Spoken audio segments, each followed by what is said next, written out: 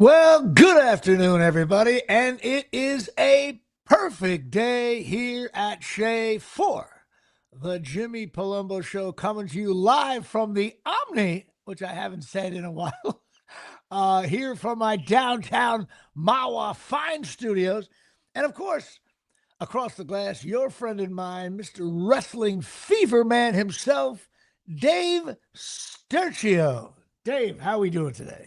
I'm good, man. Coming off a nice weekend with my wrestling event. Went off pretty well. Had a good time, good turnout. It was good, man. Now it's all signs and all roads lead to Martell's Tiki Bar. Martell's Tiki In Bar. July, but we got some downtime to relax, enjoy some baseball and the Knicks, and enjoy the finer things in life before I get stressed again. The Knicks with their new head coach and their second round bounce out of the playoffs.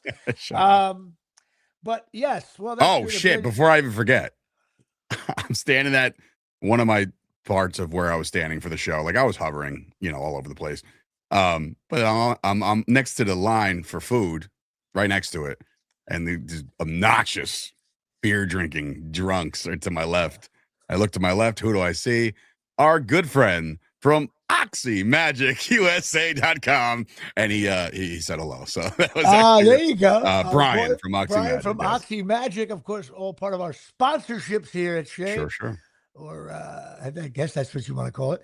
Yeah, he's really into that. So and we're gonna you had a great talk time. More about you have to explain something to me. I'll tell you, people are coming up to me and saying, "Hey, Jimmy, I didn't realize you were a fan of wrestling." I'm like, "What do you mean?"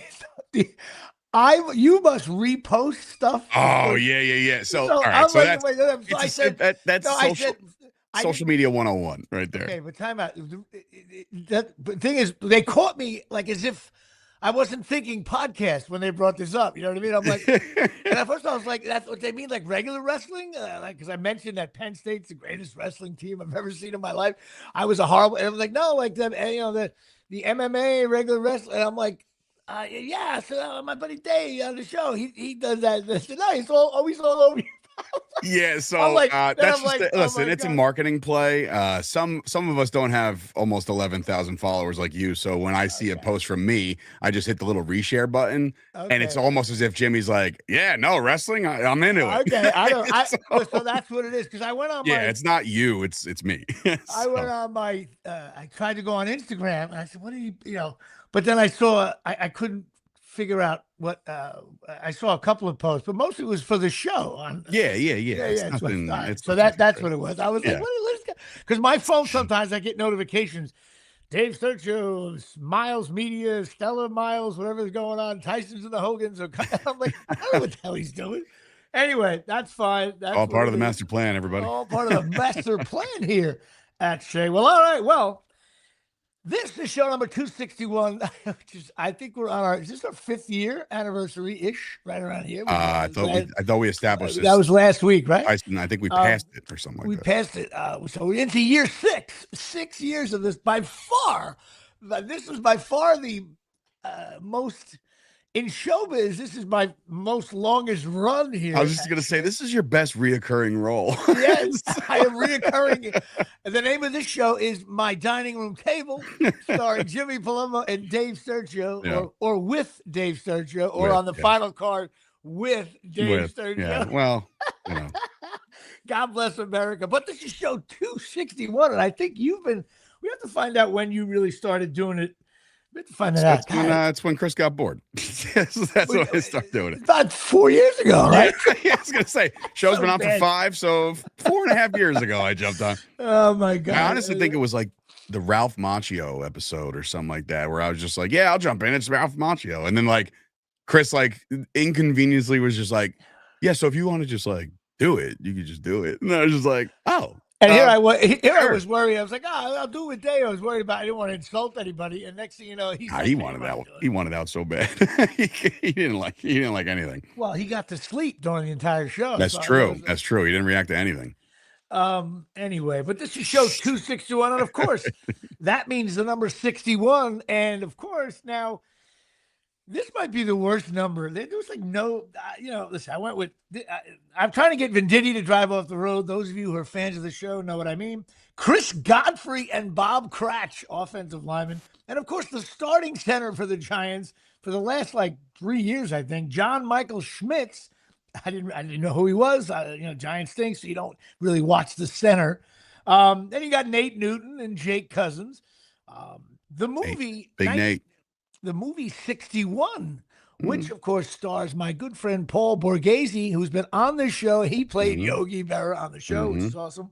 And sadly, on a down note, I will turn 61 in May. Talk about an aging LeBron. By the way, I caught Stephen A. Smith the other day. And why? Because on purpose. He's funny. He's horrible, but all right. No, he's not. He's an entertainer and he's funny. He's been saying he must listen to this show. No problem. Because he's like, hey, I got to give a shout out to the Lakers and LeBron James. And he started to rattle off. Like, LeBron James is 74 years old, okay? He's on Medicare, and he leads the league in fast break points, okay? I don't care. The Lakers, I swear to God, I think the Lakers can easily win it, in my opinion. I don't care. In the playoffs, you have off every 9 days. If it's him and Luka like doing their thing at the end of the year, sure, God. Why not? Listen, I Jordan's the GOAT, I guess, but this is going on. Like I'm old now, and LeBron James is like he's. Well, listen, if you want to do a healthy, steady diet of children's blood like LeBron and all the elites out in Hollywood, then I'm sure you can age yourself just fine. I just find it. I'm not even a fan of LeBron because for one reason, he not after the decision. Fuck yeah, once he didn't come to the Knicks, I hate him forever. Him and Kevin Durant go scratch my ass. And then like Kevin Durant's casually like 5th all-time scoring or something like that. He just passed, I don't know, Wilt or Jordan or somebody. Who cares? Anyway. So yeah, there's really nothing really much for 61 there. We're in the offensive line territory. Great movie though, by the way. Yes, it was. Of course, now we must discuss baseball card. Now I know you know this guy, your friend and mine, Mr. Mark Johnson. Now the yellow pages still exist. There'd be 3 pages of Mark Johnson. Okay. Like, what are we doing here? First of all, I had to Google like baseball in the 90s. Like you had to be very specific when you're Googling him because there's like 25 athletes that are named Mark Johnson. Right. This is a guy who, this is why I do this segment, because no one on the public airwaves is discussing Mark Johnson. I assure you. Why that is? He was a .232 hitter, played 7 years though in the league. Made about $500,000 a year, which means you stink. Hit 38 home runs, 229 hits in 7 years. That stinks. A little first base. In 96, though, he batted .274 with 13 ding-dongs and 47 RBIs. Played with Pittsburgh, Anaheim, and the New York Metropolitans. He played in 1999 in Japan, so that's how you know. And you know what he is now? He is that's so, yes. You have Abdul Patel of white guys. I love that. Yes. And you know what he is now? He's a Wall Street trader. No news. He's making more money. Couldn't find a thing about him. But also, he was a starting quarterback at Dartmouth. And I think he has the all-time passing record. So Mr. Mark Johnson, Boston guy, and he's done nothing. He wasn't that good in the major leagues. I tell you what, he will not be getting into the Jimmy Palumbo Hall of Fame of baseball cards. So he does not get in. I'm sorry. No, he does. We have to have some kind of approval process here. No, he is not in the Hall of Fame of the Jimmy Palumbo cards. Now, of course, we have this fine system called Patreon, which, by the way, if anybody knows, I bet there's people out there that don't know what Patreon helps us support the show. Patreon. Go on to just Google Patreon, Google the Jimmy Palumbo Show, and you could $3, $5, or $10 a month support the show. We have many $3 fans here at Shea, which I applaud. And take away the Tysons and the Hogans. And you have nobody. I have take away the Tysons. No, you have about 77 Palumbos, don't you? Take away Palumbos and Tyson and Darryl Clark, and I have and we're out of a job. Yes, but no, that's not true. We do got a bunch of people in there, but we're constantly growing it. But today's a special week because we're at 58, which is nice. we're well on our way to get to Joe Rogan territory. But I got to give a special shout out to one of my Patreon. I'm going to see what number he is. He is number Joker, famous names. Number 43, Cannon Hogan. Big time birthday coming up on Friday. He turns 12 years old. Got to give a shout out to the Tysons and the Hogans, but also for Cannon for turning 12 years old. I was 12 in 1977 when Reggie hit the 3 home runs, so I can relate to that. I was 12 when the drought started for the Dallas Cowboys of Super Bowls. So that's why any 12-year-old birthday is important to us, because it means Reggie Jackson and Dave hasn't won the Super Bowl since. If you're turning 12, well, no, that's not true. What are you gonna do if the Cowboys ever win it? Oh my God! What if they lose in the bowl? Listen, if they get there and lose, that'll be pretty shitty. But I will say, I mean, if anybody considers me intolerable now when it comes to my takes on sports and stuff like that, you'll be out of your control. I'll probably go on a victory lap for about I don't know, a year, maybe a calendar year, every day. You don't want to know me. I don't know me if the Cowboys win the Super Bowl. I don't know what's better for the show. If they almost make the Super Bowl and lose on like a 90 fucking conference game. If they get to the conference championship, I'll be out of my mind. Maybe if they win the Super Bowl, Thank you, Johnny. it'll be better for the show. It'll be good for the Jersey Boys podcast. That's what it'll be good for. Yes, for sure. As we're on a little bit of an off-season break right now, by the way. But maybe if Rutgers goes 10-2 one year, it'll be just as exciting.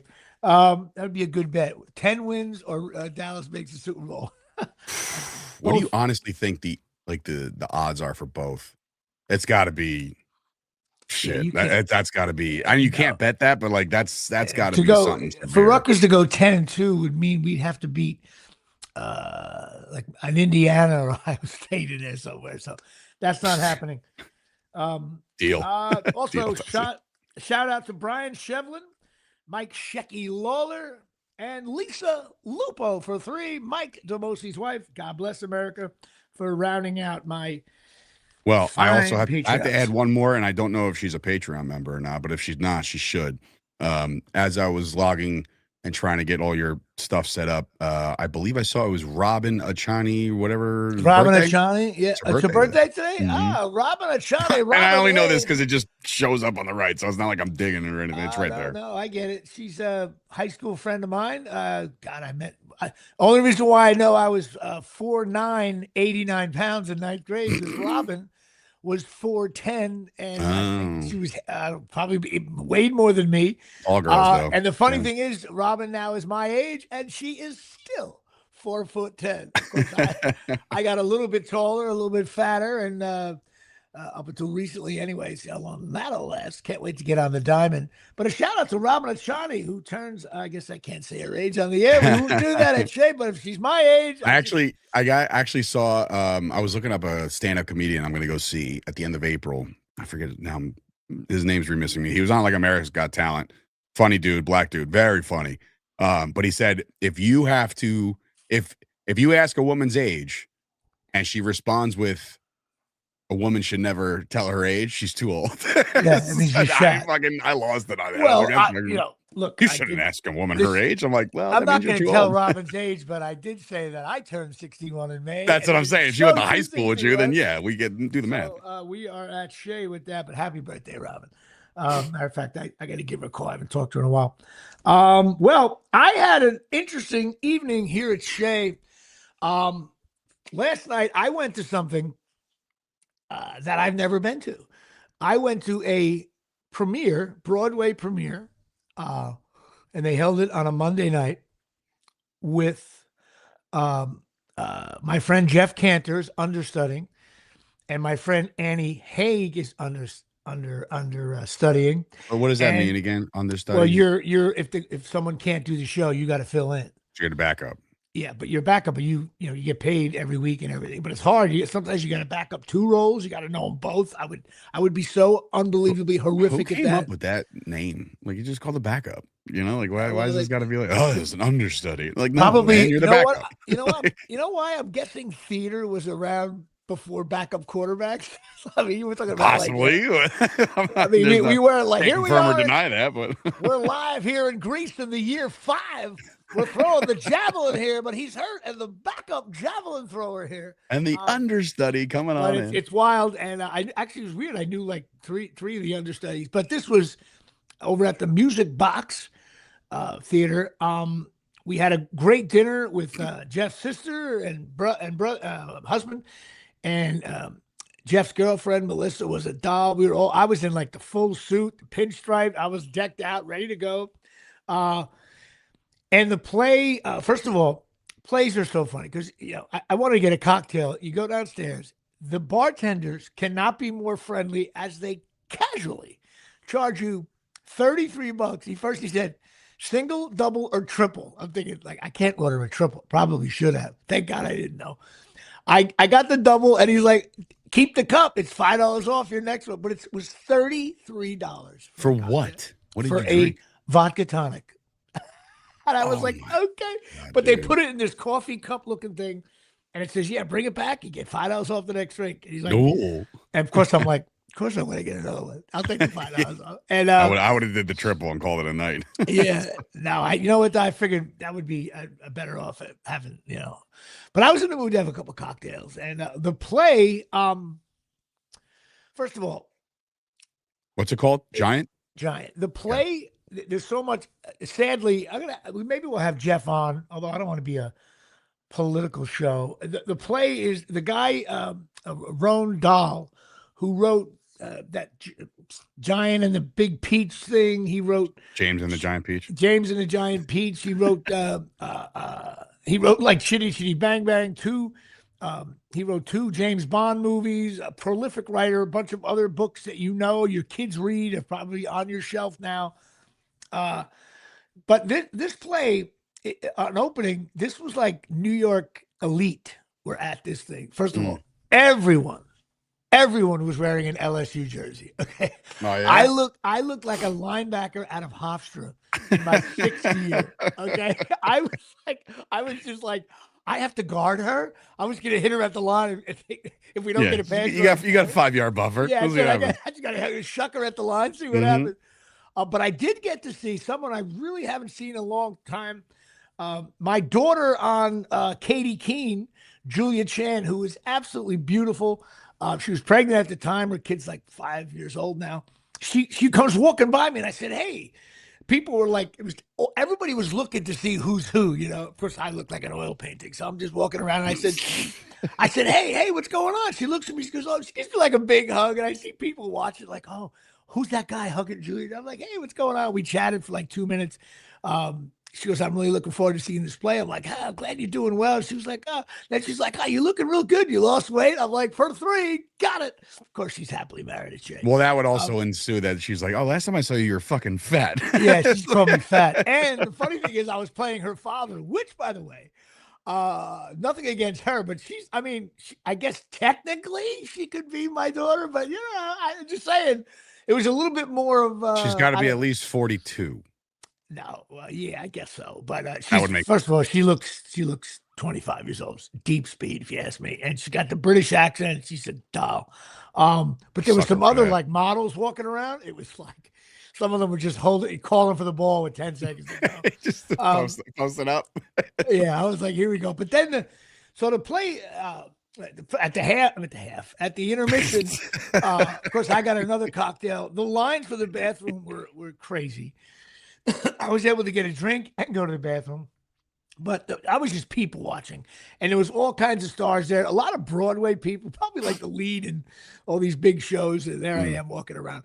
But the play was very intense. This guy who was like really a famous writer, and in the early 80s, he's dead now for a while, but he turns out he's like unbelievably anti-Semitic, and he got, I don't want to say the word in like real life or like, yeah. And how the fuck can you be that way? No, dude, it was weird. First of all, he was a very, John Lithgow, by the way, just, he scored 45 points, 15 rebounds, and 11 assists.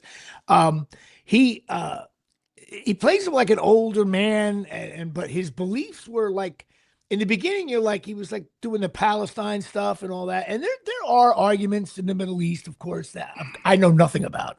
But Sure. all of a sudden, he's talking, and all of a sudden, like, you think in your mind, you're like, oh, well, you know, that makes a little. And next thing you know, he keeps on talking. You're like, okay, time to, you know, like, boom. And Palumbo wants to talk it over here at the 8:05 mark. And there were, so it was, and this young girl playing this, someone from the publishing house trying to tell him, like, hey, we got to do some damage control. And he didn't understand why. And then, but it was just a very powerful performance. I don't know.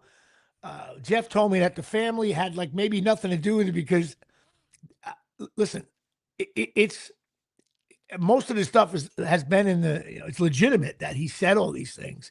And so the guy's just a complete piece of garbage. It was such a one way and perhaps, and really the correct way of portraying this guy who writes these wonderful, sometimes dark children's stories, but he had like this, and it really got bad. I mean, he said stuff like, when I was in the army, Jewish people I didn't see anybody fighting.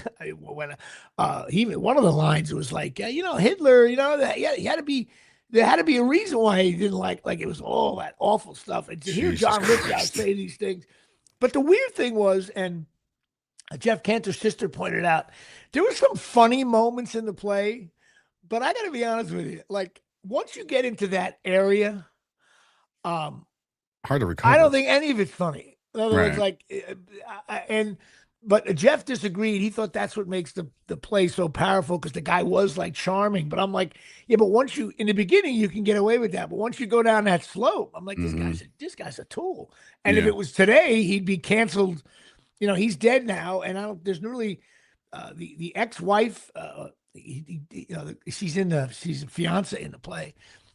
She's been trying to like say, I wasn't me, it was him. I was younger. He married a younger girl. It was me. I don't have these views. And I don't know. These books are like, I'm telling you, if you Google his name, Roald Dahl, Dahl, he wrote books that you might have read to your kids like yesterday. And it was just a very powerful play. And it was cool. And afterwards, it just was exciting to be at an opening of a play like that. And we got into a car service. We went downtown into this huge old bank, like one of those banks like was built in the 20s. They spent money on this opening, man. Top shelf liquor, all unbelievable food. Um, and the pretty people that were in this crowd, man, guys and girls, there was guys wearing LSU jerseys. And of course, I looked like, Burgess Meredith walking around. And it was just nice to be at an event. Like, I casually strike up conversations. My friend Annie Haig, who I did Daredevil with, Mm. if you remember, I ended up driving her all over the place on the way after the set. She was a sweetheart. And it was just a really like one of those events. And of course, I was drinking vodka tonics like they were like grape juice. And so I started, oh, Jimmy, slow it down a little bit. You're only Start talking four. about my left foot again or some Yeah, shit. well, it's like, four innings, 81 pitches. We would go to the fifth. Yeah. But it was great. It was a powerful play. It was nice. It was just nice to be out in the city with just. It was one of the. It happened to me maybe 6 times my whole career where I was at an event because whenever you're in the city or you're in LA, you always think you're at an event that's like this is like page 6 event, right? And Mm. then you get there, and you're like, this is page 17. Like this is Mhm. not the event. This doesn't actually make the AM Right. paper. Exactly. So, but there are times in my life, maybe 5 or 6 times, I was like, wow, I'm at the thing where everybody wants to be in it. I got to like, I'm in the inner circle That's of pretty this. cool. I got to meet John Lithgow. I got to meet his granddaughter and his son, which was cool. And John Lithgow, by the way, is 6'10". Mm. And there's a woman in the show who purposely probably they cast her because she's tall, I think. She played like the maid, and she was like pretty from the back row. We were kind of in the orchestra seats, but towards the back, better seats, so a little bit of a rise. And I'm looking at this girl, and then afterwards, I met her at the after party. I was like, I wanted to tell her, like, you're not only wearing an LSU jersey, you're also tall and you run a 4.3. I was like, I looked at Jeff. I said, Jeff, that girl's got to be a star. She just is unbelievable. She was really sweet and really funny in the play. It's hard to be funny in a crazy play like that. I'm looking up his. I forgot. For whatever reason, I wasn't placing a face on John Lithgow, and I was like, "Why can't I?" And then I looked, and I'm like, "Oh, all right. This guy's been in the league since 1972." He's also Lithgow's also in the Potter, Harry Potter stuff, and he's got I know, but I just also want to say that along with shows like what the hell was that show? That 70s show, right? This guy was in Third Rock from the Sun. Yep. All those shows are horrific. I'm sorry. Like I never watched never understood the appeal behind a lot of these shows. Those two in specific. Right, but he's also been in a million plays. And people look at me sideways when I say I never liked any Everybody Loves Raymond. Oh, you're wrong about that one. Well, now that I've given it a chance, I'm like, oh, this is fun. Dude, like now that you're married with kids, that show is so dead on. I'm more of a King of Queens guy, but it's the same shtick. It's like a crossover almost. Like it's the same. One's family, one one. Yeah, but no. It's different than that. It's like King of Queens is like Phil Simms. And Everybody Loves Raymond is another level, man. It's because you gotta watch. I just prefer one over the other. I just listen. Don't get me wrong. I think they're both funny. You know who I don't? You know who ruined that show for me? No bullshit. Like Ray's great. I love Ray. I think he's fucking fantastic. It's the older brother. Like you gotta talk like this the whole time. I'm like, you gotta. Well, like, I know what you mean, but dude, it's like an acquired taste, I guess. But he's the one that he's one of the things that Everybody Loves Raymond, and not him. He's such a key part. Listen, the veteran cast with that, and the wife, Patricia Heaton, just like. And what's his guy? Stiller was in it, right? Jerry Stiller? No. That was Everybody Loves Raymond. But the other one was, I don't know. Like I said, I think there was a lot of cross. There was a lot of cross. It was the same same time frame, I think. No, Jerry Stiller was on King of Queens. Jerry Stiller was King of Queens. He was Arthur Spooner. Right. But I'm saying, I could have sworn. But the father, all right, so the father from Everybody Loves Raymond was really funny. The older guy. Yeah, he's from Young Frankenstein. His name is slipping me right now, embarrassingly. Yeah. No, that show, Everybody Loves Raymond, is a really wonderful show, and it's timeless. I think it still works today, as King of Queens works as well. But anyway, it was really it was cool.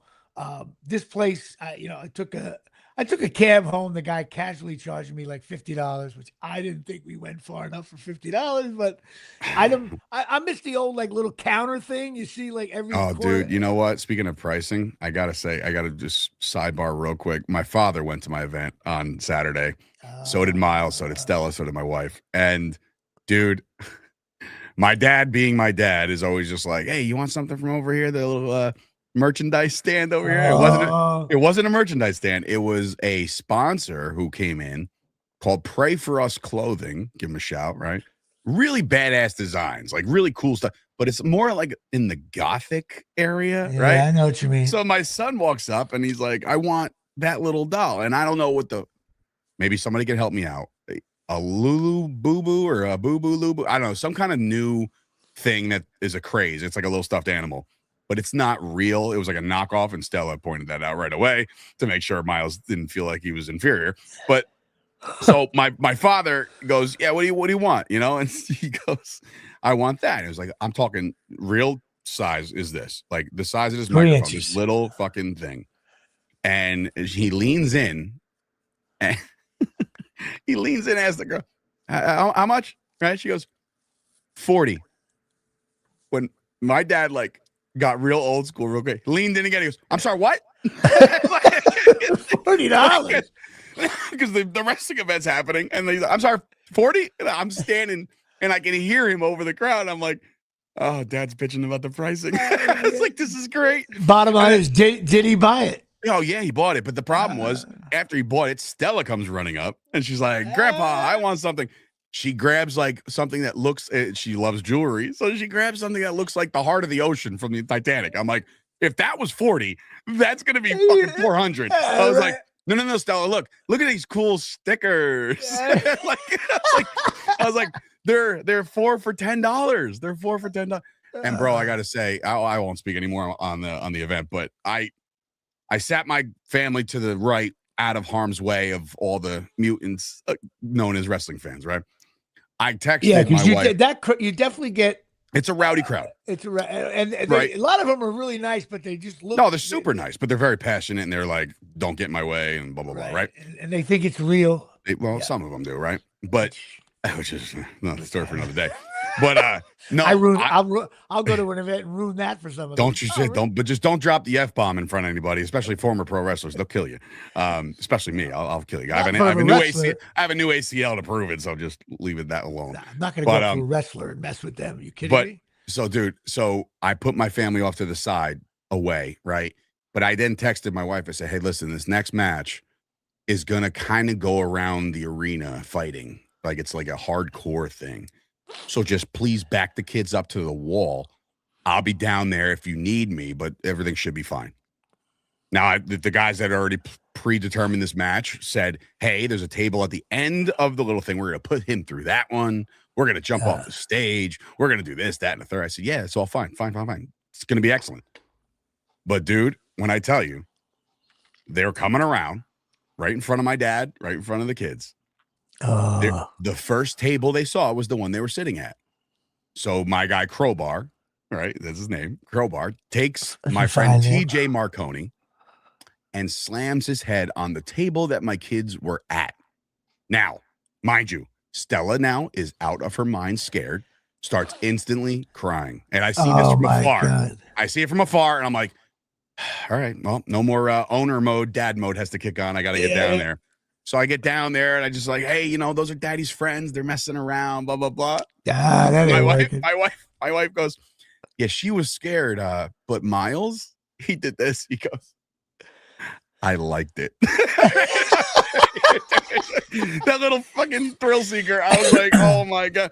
But I felt so terrible. And then you got to like break it all down. Like, no, they're friends in the locker room. Don't worry. They love each other. Like girls. My daughter was the same way. Violence, bro. They just don't like it. Well, someone gets hurt. I've seen I've seen someone like we were at a mall or something, and someone kind of not even was hurt, and she was like, "Daddy, we got to help that." I'm like, "Nat, we don't know that they're okay." It's just like it's like girls do not like violence or anybody getting hurt. It's like this internal nurse thing. Like they immediately, it's like they're in war-torn Europe helping bodies out. All the person did is strip. You know what I mean? It's like, and yet I can totally see Miles was like, Miles was like, oh. Give me more of that. But by the way, there is a viral clip right now, eclipsing over 150,000 views. Crowbar decided to use, ready for this? You heard of landing, like stepping on a Lego and how much that hurts. Right. He used dry pasta. He used dry pasta because he was going against an Italian guy named like TJ Marconi. He's like, hey, pasta. And he lays out all this dry al dente pasta and slams his face into it. And bro, some guy reacted crazy about it and put it online. Our buddy Nikki. Blown up, like that's all awesome. The amazing action all night long, but that's the clip that's the one well, that's how anybody who says they can predict viral things, nobody can. I'm sorry, you cannot. Well, that's very cool. I'm glad that went well. We both had good nights. Yeah. You had your thing on Saturday, and I had my thing on Monday. It's funny though. I was walking. I sometimes on this show I reveal that my brother's gonna hate what I'm about to say. Like, you go to events like that, and you're like, I just wish I had a little something going on. Like, oh, Jimmy, like I saw you on, the Blank show. Instead, it's like, it's just like, what it's like? It's like getting on the mound and you have to throw a 100-mile-an-hour fastball and you top out at 88. But like, it's like, and like, was that your off speed? Nah, that's all I got actually. But then you realize since no one really, there wasn't any a few stars there, but like you don't know what anybody else does. So there's other people looking at you going, "Oh, look at that guy," or someone. You hug the right person, they're gonna be like, "Oh, he must be of importance." Yeah, that's right. Look at him. He's But you just sit there and you're like, the same thing when I watch these award shows. It's like, I just want one night in a big arena. You know what I mean? Slap a bass. Yeah, you don't want anything to do with that. But everything. But it's silly to be that way, and I'm usually not. I'm well aware, but I did. I guess I could say this. So I'm walking around, and I see coming out of the theater the casting director for the show Cupertino, which I just shot last week, Mark Sachs. I said, "Hey, Mark, how you doing?" And he looked at me like when someone looks through you, as if like he was. And I said, he goes, "Hey, how you doing?" I said, good to see you. He said, yeah, you too. And he kept like, there was no, I could have been a homeless guy at this point. And then later on, I was online for food and I saw him standing next to a young kid, about 25 years old, maybe. And he mentions, like, he saw me first and he mentions Cupertino, the show. But I didn't turn around. And finally, I waited like 5 minutes. I turned around and said, these long lines, I'm starving here. And he said, hey, Jimmy, how are you? And I'm like, all right, he does know I am. And I said, hey man, thanks for that booking. I can't thank you enough. It was really cool. He goes, oh no, he goes, that's really cool. He goes, you're definitely going to be back. You're definitely going to be back. Scripts are coming out now, blah, blah, blah. Nice. I was like, I looked at him. I said, hey man, I hope so. And then he goes, you're still with Henderson Hogan? I said, yeah. And my agency. And he goes, well, this young fella here is also with Henderson Hogan. I'm like, oh, he's only been there a year. I've been with them 20 years. So I looked like, talk about an aging LeBron. I literally was wearing like, playing with the red, white, and blue ball. Then drove off the road. And but he was like, hey, what's going on? I was like, hey, I gave him a few. I said, listen, Henderson Hogan's been great to me. They're going to be great for you. That's, we had a little chit chat. So I felt that was I had one showbiz connection moment that I got to, Oh my God. That is I'm telling you, man, the more you talk about your career, the more you are Johnny Drama, because there was that episode where Johnny Drama is literally talking to the kid about Rush Hour 3. And he's like, hey, if you want to go, like, but the kid was cast. He wasn't. And they're screwing it all up. He's like, if you want to go, pay for my flight. We're all good, right? And the kid's like, really? Oh, yeah, great. Same fucking, that's so funny. It's funny when that show was on the air, you just could, like, you know what it is? It's like you're at the end of it's like, I don't know if you're at the end of the bench, but like you play, but like you get like, you never take your windbreaking pants off. No, you get, breakaways. It's like being in the major leagues and you get like 80 at bats, but you're still on the roster. You know what I mean? But it's that's why when sometimes when you watch an award show and someone did come out of nowhere and wins an award, I love when they're like, hey, to all you people out there, like, I was down in the basement for years, and I think there is something to that, because like there's guys that have come on strong in the last couple of years, but they're older. It's we're missing the name.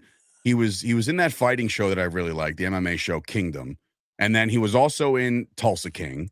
He was also in. He's like, oh man, what the fuck is his name? He's like that. He's a badass Italian looking dude. And it's only been like the last couple of years. Where usually though, when you look, you go to IMDb, you get blown away how many shows people have been on. Yeah. And more, instead of one episode, they've been on 10 episodes of the show and stuff like that. It's a long journey. I mean, you gotta, I'm still in it, thank God. But Frank Grillo. Oh yeah. Yeah, so he's been around forever. Yeah, but like just for whatever reason, his last couple of years, he is charging. Well, you finally, I'm wondering. Listen, I lost some weight. I got to get new headshots soon. I got to. I don't know if my look is different now, whether it's going to help me or hurt, because schlubby for me works. Some of the characters I played were kind of in that schlubby territory. But schlubby. A little overweight, don't have the hair, going gray, down by schlubby. I like that. Schlubby, I'm not calling for the ball with 10 seconds to go. It's just you're hanging around the wing. Right. Just like, I always say, I'm open if you need it. I'm right here. When someone hits the home run to win the game, I'm the guy leading off second. Forgets about that key walk to start the inning. and then a pass ball sends you to pass second. Ball, I get to second base. As soon as how'd he get there? Did he steal? Nah, the ball went fucking 3 feet over his head. And I even on the pass ball, I go past second, maybe like thinking about third. No shot. No, you do the whole like a little wiggle. Oh my God, it's so bad. And it hits the home run. I step on the home plate first. Thank God. So funny. There you go. Look it up. Hey, that'll do it here. But anyway, it was a fun event. It was really cool. What else? I also went to another fun event. It's fun event day today. Sunday. I went to the Pearl River, New York St. Patty's Day parade. It's the second biggest parade besides New York in the area. Maybe even this thing was massive. Pearl River's a really cool blue collar town, very Irish, lots of bars, lots of good places to eat too. Cute little town in Pearl River, New York, and we parked like a mile away. I brought my daughter there, and all the high school kids go into this big field and they hang out. I was driving, so I ducked into one cool Irish pub, watched a little bit of the game, had a drink, went outside, did the civic duty, watching it. But this thing, dude, it was like this thing went on for miles, man. It was like Where was this? Pearl River, New York. Is that like upstate or some shit? Or? Yeah, it's by it's just over the border of New York by kind of it's hard to describe where it is. Just over the Jersey border, past Montvale. All right, so you're not too far. Okay, not too. It's about 25 minutes away, and it was a good time though. You don't realize when you're at these parades how many civic organizations there are in towns, man. They're like, it's the Garden Club, and they walk by. Then it's like the Veterans Committee, this, that, the other town. Nobody like, gives a shit club, and they're like, hey. Oh, the Irish dancer thing, and they want dancing, and they walk by. Then it's like all these you got to read the thing. What society is that? What is going on there? But speaking of dance, Stella got all fucking 8 of her costumes that she needed. Oh, you are in the middle. Why does this get so expensive? Please, anybody donate to Patreon. Yeah, Patreon, or just I'll shoot you my Venmo. You can help pay for her. Help out, dude, so I can pay Dave. This one's for acro. This one's for jazz. This one's for hip hop. This one's for this. I'm like, I mean, look, don't get me wrong. It's adorable. But every one of them. You know what you sound like right now? You sound like a rookie NBA player. And at a shoot around saying, hey, Jimmy, season's much longer than college. 3-point line's a little farther. Really? It's a little longer the season. Yeah, I'm in my 51st year. No, dude, I'm not ready for this. Natalie has a competition this weekend in Edgewater, New Jersey. I have to get Stella to one of her competitions. There's one down by you. You have to go down there if you can. Yeah, for sure. She'll get a kick out of Natalie. All right, so we're all in this together, guys. Oh, it's brutal. We all unite together. Yeah, I'm the young buck, but then comes to this shit. But man, oh man, it's every month. It's like a different fucking thing that comes out of the bank account. I'm like, hey, what is this for? Hey, what's this for? And then on top of that, they want you to travel for these competitions, which is cool. You get away with the kid. And we blocked off rooms. Where? At the Crystal Springs. Oh, dude, Crystal Springs. I was like, it's like $650 a night. What the fuck are we doing? Dude, I'm telling you, and you won't be able to say no to your daughter. Oh, I already said no. I said we'll go to a fucking Airbnb. I'm not. No. Holding. Don't you? We got pressing a foul, giving them the business. No, you know what? Here's what happens, man. Here's what happens. But that everyone, Cindy and Karen and Louis, they're all staying at the Vada and the Vada. And then you have to go because you have to be with your daughter until you're only out as if Miles is playing a sport. And then what happens is you think like, oh, I don't have to go to the dance competition. But then she's like, Dad, you're not going. And then you're like, well, I'll run over there. And I'll send Miles with my buddy to the game because they have to warm up for a little bit. Listen, nothing says love. Her first competition's coming up, and nothing says love. It lands on the weekend of WrestleMania. So, I mean. Okay, but there's always time to, listen, you got to go. I mean, of course I'm going. Yeah, you got to go. And, somebody asked me, like, are you going out to Vegas for Mania week? And I'm like, nah, this is how you know. It's like, I'm starting to turn that corner of 40. Like, you going out, man? There's like a million things to do all week. I'm like, yeah, no, my daughter's dancing. Yeah, that's it. That's all you got. That's all I'm doing. All you got to do is say, my daughter has a dance competition. I'm out. But not only that, the person just goes like, this guy's life's over. All right. The fun. Yeah, that fun's gone. It's like, it's almost like telling someone you're on chemo. Like, okay, no, you don't have to go. You don't have to go. I get it. But you know what? Then you start. First of all, you're such an ass. I can't wait. You're gonna wait till you think your daughter's dance is really good, and some other dance group from Manalapan comes in.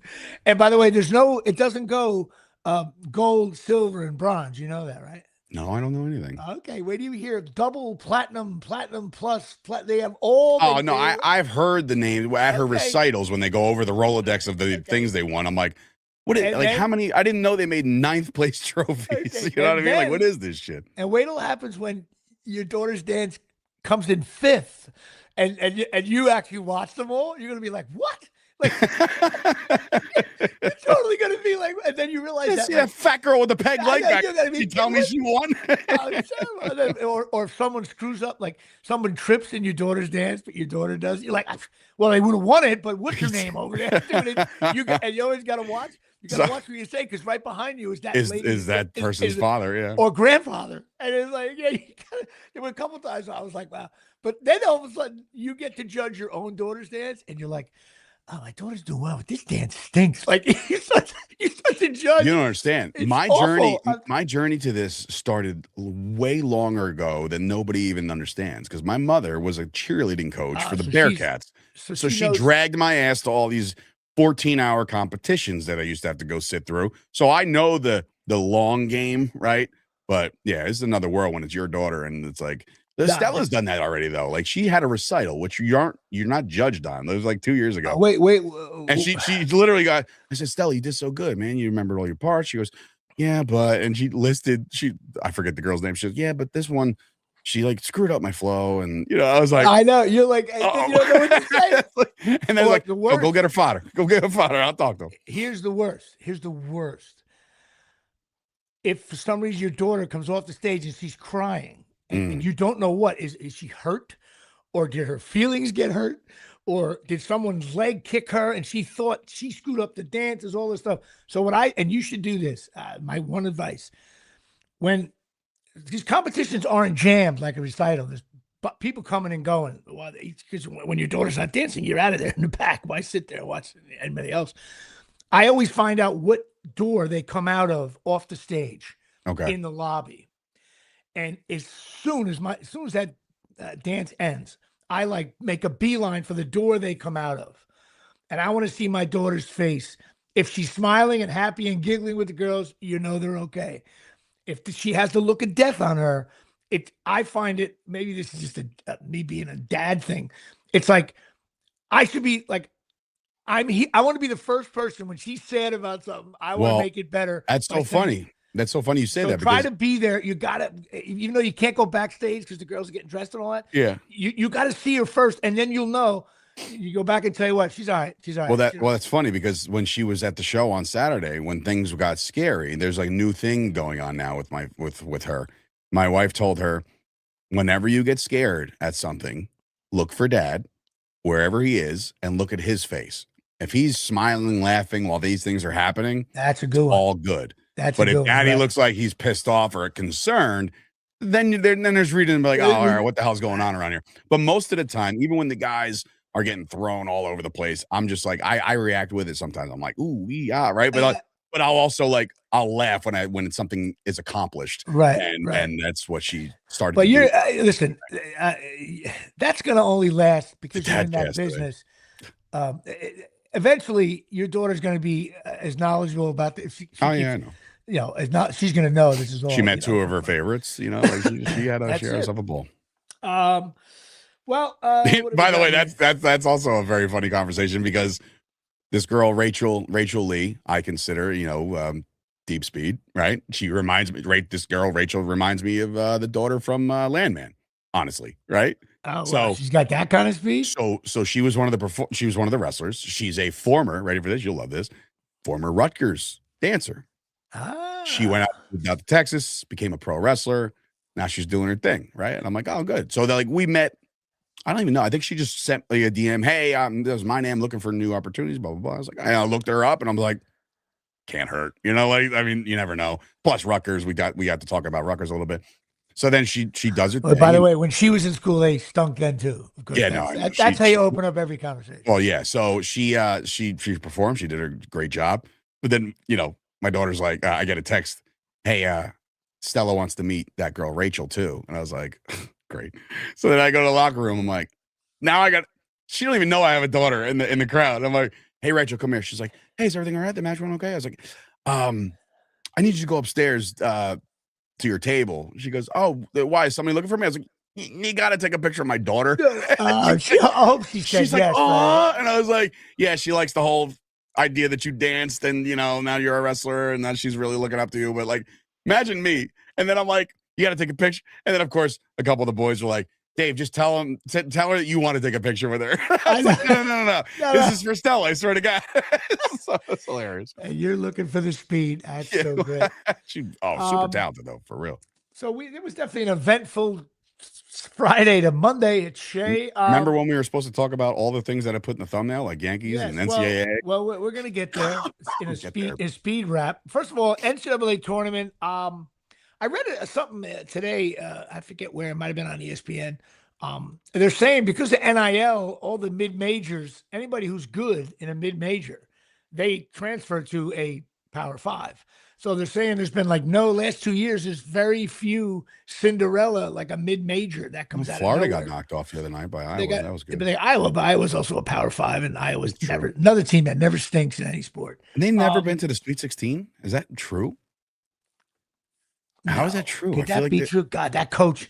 I'm just saying because that's got to be crazy. I heard that when they beat Florida, I'm pretty sure it's their first trip to the Sweet 16 ever. It's got to be wrong. I feel like that's wrong, but wrong. I don't know, man. Maybe it's been like 20 years. I don't know. Tyson, Hogan, Clark, executive producer. Our executive producer. I'm ranked 4.5. Oh, first time in 17 years. All right, fine. It's still a nice little gap. I didn't think so. It's Iowa basketball.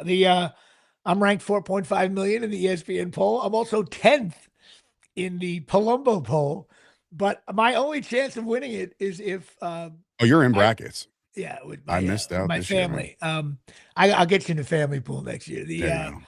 I got Michigan State winning it, which is that's a rough pick, but no one else picked them in the family pool. Everybody went with UConn and Florida, so I got to. If Michigan State does well, I just don't think they can score. I obviously don't have a dog in the race, but nothing will make me happier than to see the Johnnies knock off Duke. By the way, that's coming up. I think tonight. But you know what? I'm a jerk, and I admit it. I have nothing against St. John's. Rick Pitino. But you know what? I'm a Rutgers fan, okay? And here's what annoys my soul. St. John's, Seton Hall, UConn, all these schools, even 1 year Temple was good. I'm like, these other schools, St. John's has 11 students go there, and 10 of them play basketball, and they commute, okay? And at Seton Hall is always better than us, and that campus isn't nice. And what? And I swear to God, if I was the AD of Rutgers, I'd be like, listen, if you're not better than Seton Hall in 3 years, you're out. Like that would be. I don't care about NCAA. So Seton, you got to be cutthroat, man. It's because the money's not going to file in like it does for other schools. And then Rick Pitino has cheated everywhere he's gone. He cheated. He ain't trying. Oh well, I don't know about that. Now he's got the NIL money there. Now they got kids all over. But no, that certainly was a cool game. That running one-hander at the end of the game. How about the Vanderbilt game? The kid missed that shot in and out. Oh my God! Your heart bleeds for these kids. Yeah, I mean, I know he's probably making 1.2, but it's like still. Yeah, you know what it is? Your heart bleeds, but for not as long. You're like, guy's making $500,000. You'll be all right, kid. Just get back in your Corvette and get the hell out of here. Come on my podcast when we almost get another Patreon. You know what I mean? But yeah, I'm enjoying it. I guess. Who do I got here in the Sweet 16 this weekend? I got. I have Duke beating St. John's. Did you have St. John's and Duke playing each other? No, I have. What do I got here? No, I had Kansas beating them, so I screwed up that. Who else? We got. I got Houston's going to beat Illinois. I got Iowa State beating Tennessee. That could happen. I got Michigan winning. You know what team? Okay, this is really what I'll talk about.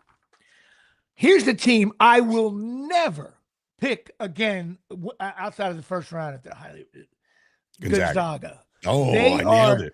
Dude, let me tell you something. A couple of years back, maybe it's longer than I think, they had that one team there, and they were like the exciting thing. So I'm like, for some reason, they're not a team I would normally. That's probably when I bought the Gonzaga hat that I had when I was like in 2003. It was like Morrison and like a couple white kids. You're like, oh, look at these guys. if you go to ChatGPT and type the word fraud in, the first thing you see is a Gonzaga hat. Okay, this team, they stink. As a matter of fact, I'm watching the game and I'm like, you know what? If Gonzaga came to the rack, Rutgers wins by 8, and we stink. That team stinks. You think Rutgers beats Gonzaga? Oh, Gonzaga stinks. I Oh don't my care what God. anybody says. I am so sick of Gonzaga. They suck. They always lose. They always get beat. Makes me sick. I mean, yeah. I mean, they haven't won. I can't stand them. I'll never awful. And then anyway, I don't even want to. So anyway, that's that. In other news, well, first of all, was that the year, Will, or is I just guessing?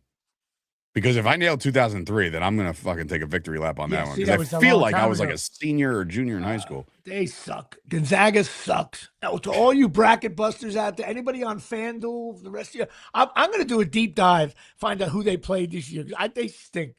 Aggravated at that. But of course, you know what, Dave? I'll tell you one thing. I guarantee you. See this coming. I guarantee you that every member of the Gonzaga basketball program has filthy carpet. I knew it. And you saw that coming. And they should all go to Oxy Magic USA. That's right. OXY Magic USA, the fine carpet cleaning services. They will clean Gonzaga's carpets and the coaches' carpets. It's college. All right. But Oxy Magic USA, drying time is cool, all clean, EPA safer choices. And I think we have a video, do we, Dave? Oh, shit, yeah. Well, why not we bring up my good friend who's in the beer line here, Brian. I'm Brian from Oxy Magic, and I'm cleaning your filthy carpets. Yeah, they do a great job. So go to OxyMagicUSA.com here from the Omni. Well, first of all, on Wednesday on Netflix, which is awful in its own way. First of all, opening day Yankees. Is everything awful about this? And here's my my take on it. It's only awful because it's on fucking Number one, Netflix. it's on a Wednesday. Number two, it's on Netflix. And number three, we play the San Francisco Giants. Does that do you agree that the only thing I think about when I hear about the San Francisco bad Giants now, not so much Barry Bonds, San Francisco Giants, but I just think of Arson Judge. And if you all remember the famous tweet that I believe it was Heyman, whatever his name is, Heyman put it out there that Arson Judge was signing with the San Francisco 49ers, the San Francisco Giants. And it was a typo, and he got the whole story wrong. And Aaron Judge wound up signing with the Yankees with his long-term deal. But Arson Judge definitely is still a member of the San Francisco Giants. Oh, my God. Please. It's just a bad opening day. And then it's an odd one. It's like, how many times you play the Giants? I was going to see if you were around, but you won't be, I don't think. What? We were going to go on the home opener weekend. The second game is a Saturday, April 4th, I think. But it's the Final Four. Oh, so a lot of people are going to watch about that. the Final Four. I mean, shit. Well, that's a lot of people do. They don't want to go, but it's a Saturday.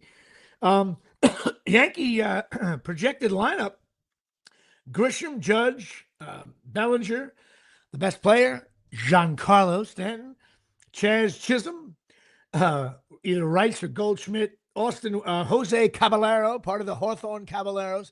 Diddy definitely drove off the road. And Austin Wells and McMahon. So I decided to look up McMahon.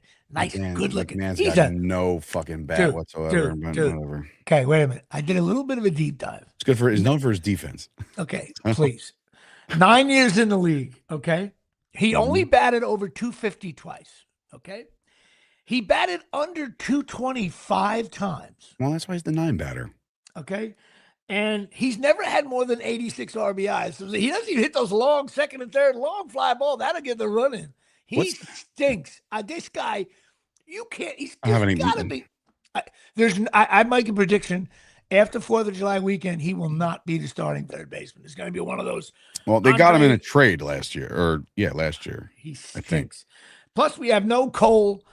No Rodon. He's coming. He's coming. He's right there. He's right there. They're all missing a month. They're doing a 4-man rotation to start the year. Yeah. Which is great for their arms. But let's see if this guy, Jose Caballeros, I like him. Well, Volpe's still hurt for a while. I'm shocked. Volpe should be off the fucking team. That's just me. Yeah, I don't think he's going to be around. But listen, it's opening day. I can't wait. I pray to God that what's his name? Stan hits a bomb. I'll be watching. It's a lot of lefties, bro. Lefty heavy. Yeah. I'm looking at the lineup too. But it's baseball. And the thing I love about it's baseball, Susan, is I just love all these sports are like, NFL once a week, but NBA does it. But like baseball is just like except Mondays and the occasional Thursday when you turn around, you sit down. I'm down there, Will. Oh, please. Judge choked. He also threw 4 guys out at the plate. Yeah, it's like seriously, we wouldn't even be in the fucking game if it wasn't him. And by the way, he's facing awesome pitching. Like, everybody thinks they're playing. Like, you know what the WBC. The All-Star game every day. Yeah, every day is an All-Star game. Everybody thinks like, oh no, the Venezuela, what happened? They went to the fields of Venezuela and grabbed 4 guys to play. No. Guys on Seattle, he's on Toronto. They're like, guys who were killing the Yankees all year. It's a giant All-Star game, please. I think every team has like probably 2 guys who aren't stars. But it does always seem like Stanton's in a big spot and strikes out. That always really is. Stanton or Judge? I mean, Judge. Yeah. Because, if Stanton was on the team, America wins that very easily. Going away. You can't even open up a bag of fucking chips, and you want this guy to play for Team USA? Come on. The other night he roped a base. Yeah, that's great. That's great. I can't wait until he just like, Stanton with a shot down the line. He's rounding for. Wait a minute, hold on. He's grabbing the back of his right hamstring. I think one day he's going to swing and both of his arms are going to go into the stands. The bat flies. Oh no, that is Stanton's left arm. Those are limbs, folks. Heads up. He'll be back around August 10th when they sew it back on. Stanton's by far the coolest player in the Yankees. I don't care what anybody says. But yeah, it's baseball. It's baseball season. I'm looking forward to it. I'll be watching tomorrow night. Yeah, it's baseball, man. Plus, I guess it's not as cold in San Francisco, although it's always cold there. It's not the weather's like shitty around here. Yeah, spring. One cock tease of spring the other day. I opened up all the windows. I'm taking out all the everything's really good. And then the next night, I'm like, oh Jesus Christ! I'm like, come on. I know. Hey, but my bill went from $475 to $409, so we're on the way down for gas bill. Yeah, we are on our way down. Find yourself, kids, put a sweater on. Dude, blanket up, kids. We're so your wife hears Daddy's done. And Stella yells at Mommy, it's cold in here. And Sturgio is out of timeouts with 8 minutes. Yeah, it's over. There's nothing you can do. Don't forget chasingmiracles.com. Stem cell patches. I'm wearing them right now. I wear them every day. Shit your body needs. Go to chasingmiracles.com. They got a lot of cool stuff. Energy, better sleep, everything else. They're really supposedly age reversal. Of course, I look like an aging LeBron, but go to chasingmiracles.com and talk to Tommy and Donna. They're cool people. I guess we got to discuss the DTF show. Now, I thought this last episode was a little slow. It was. First of all, there was no. There was one moment that was the whole pool boy thing, the guys in it. Dude, when he walked in and he closed the closet door, I was like, oh my God, this guy. You know what? He might be my favorite character. He's the top 10 character of all time. He hit him going down the street with the bike, and he's like, whoa. He's being a kid, and I'm just like, this is so funny. How about the way they're holding hands and everything? It's dude, what is going on? Yeah, nobody. I still can't figure any of it out, but like, I can't. The black girl, the detective, she's like, what is going on? She's the one I feel like has it solved already, and nobody wants her to solve it. Right. And like, no, I actually know what happened, and the other guy's like, oh, well, just wait a minute. I know what happened. Like, it's so, it's just, it's the weirdest show. I can see people hating this show, no doubt about it. You know what it is? And somebody hit me up, or they saw one of the clips I put up, and they DM me, and I don't even talk to this person a lot. And they're like, she's like, it's the wrongest show of all time. Just nothing about it is right. But I cannot wait until next week. And I was like, it's that show. That's what it is.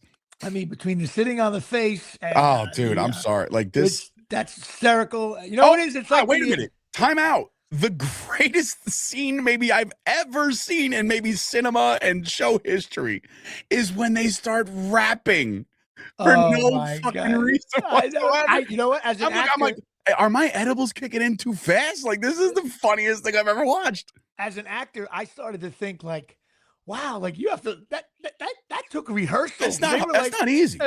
Plus they're riding a bike at the same time. Not me. I would have struggled. Thunder Boys there. Bro, I'm thinking like, wait a minute. Like, imagine again, you're an actor. I can't tell you how many times we've yelled cut, even doing beer league stuff. Like, let's do it again. Let's do it again.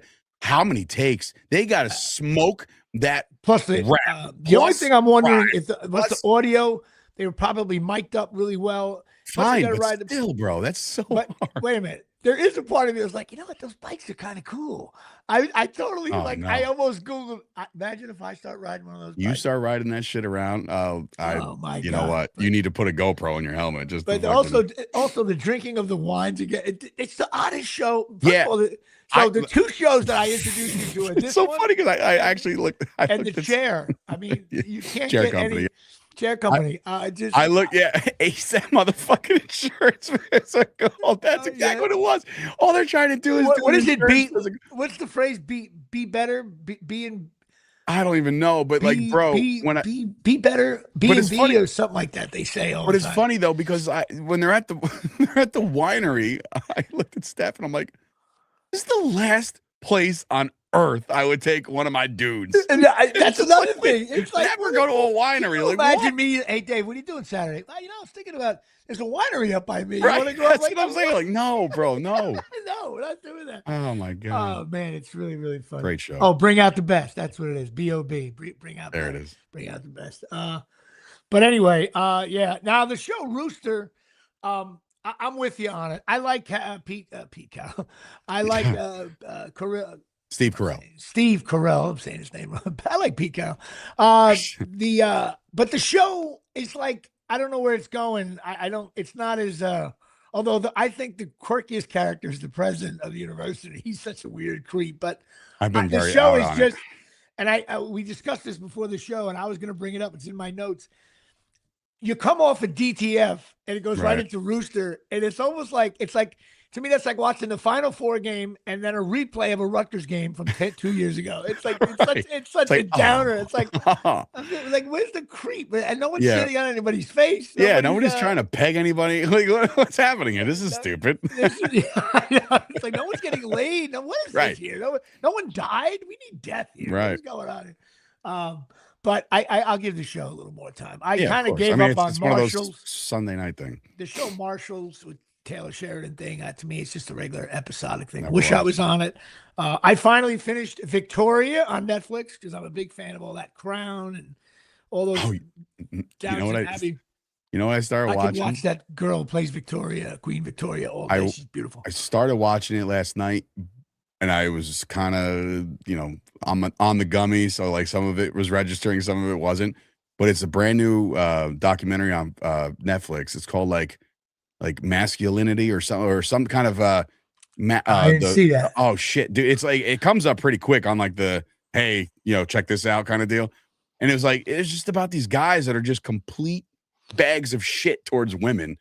And it's just like the one guy's doing a documentary about it. Those shows annoy me after a while. Oh, bro. I was like, I want to punch the Christ out of these guys. I don't even know who they are. I was like, these guys are complete shit. Like, they're unbelievably horrible.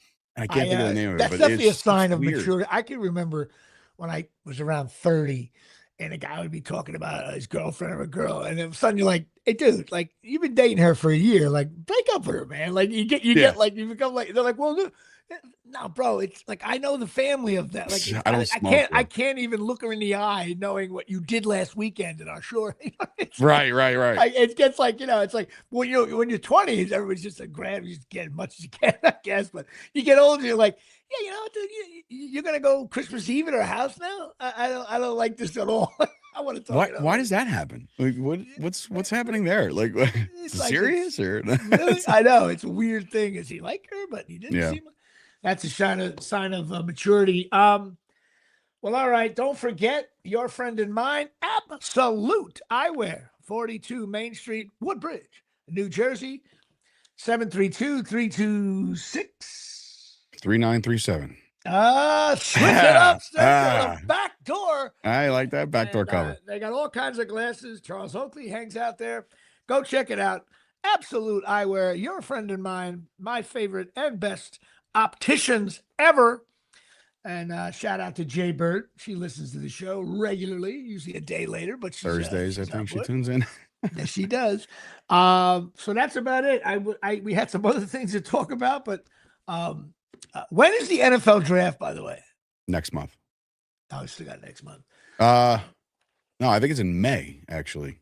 It's in May. Oh, you got a whole nother month to wait, I think. Yeah, I saw some I said it the other day, and it was actually kind of like upsetting to me. was that like the NCAA tournament's going on, baseball's coming up, the Knicks just won 6 straight. Like all this really cool sports things are happening around me. And the Cowboys obviously have all the, the free agency just passed. And it's just like, I've been, all right, last week in April. I've been so out of the loop with my sports that it's like depressing me. I'm like, yo, Dave, get like a less of a grip on business for a second. Like step back and enjoy shit. Because like all of a sudden I'm like, I'm missing out on some of this stuff. And I'm like, wait, how the fuck are we in the Sweet 16? When the tournament start? I was like, wait a minute, hold on. It's very depressing. You get and you're just getting on this roller coaster. Man. I know. So next you're going to be like, what are they? The tournament is a 64 team. Like you get like the when they were the 66. When they're 66. The worst is when there's a rule change. A buddy of mine. A buddy of mine fell asleep on the NFL a couple of years back. He's like, dude, what's with the kickoff? What happened over there? Because I did the same thing the first game I watched. I knew they did it. I knew they made a change, but I also watched them like, why is everybody freeze? What is it? Yeah, nobody's allowed to move. What's happening here? You're gonna get to the point where you're gonna. Yeah, man. So how many teams make them? That's the other key one. So there's like 4 wild cards. What is this play-in tournament? Play-in? What is that? What do you mean play-in? Like, it's like my team is. But 6 I'm telling you, man, there's nothing worse than that because I mean, dude, for the first couple of years of my business, that's all we did. Right. I knew everything about everything, and now I'm like shifting things, and there's new opportunities over here, and there's business over there, and I'm like, all I want to do is watch some fucking sports, and I haven't been able to do it. And then you can't find the fucking. Now I sound like I'm 5 fucking years old, but like you can't find anything. I'm like, playing. Where? The Rangers are on. Oh, but they suck. But I'll tune them in. And then you have to find True TV. That's what I'm saying. I don't have any of this fucking thing. So now I'm on HBO Max streaming a game of the NCAA tournament. I'm like, when did that happen? Like, I'm just so old, bro. I know it happens. So bad. You lose your mind. But listen, that is the conclusion of our program. I gotta go. My daughter anyway. So. Yeah, me too. I gotta help a buddy out. So that'll do it here. All right. Thanks for tuning in, everybody, and I'll see you next week. Hopefully, the Yankees will be 5-0 by the time we the over and under. I can't wait till next week's episode. If we lose a couple games, like they stink. By the time we do the show, matter of fact, we may not be able to do the show Tuesday. We might have to do it Wednesday. I'm going to check out a school for my daughter. I will let you know that very soon. Thanks. I'm giving you a week's notice. All right. Well, we can't bump one of your podcasts. Not me. I barely host any podcasts. It's this one and the fucking wrestling one. That's all I got. I have to produce a bunch. And the Cosmos are coming. And let me tell you something. That podcast is rocking and rolling right now. My mother successfully had her dance routine, and then she got her knee replaced 2 days later. So God bless America. Now she's struggling with that. She's like, the pain meds aren't working. I'm like, oh God, you're the worst fucking. So take her to that place in Patterson. You go for those things you put in your body. Mom, have some of this underground nutrition. All right, everybody. She's gonna say, hey, I don't feel anything. Yes, it's weird. I'm recovered. I can cheerlead again. This is great. Yeah, going skiing. Oh God. All right. Good night, everybody. Good night.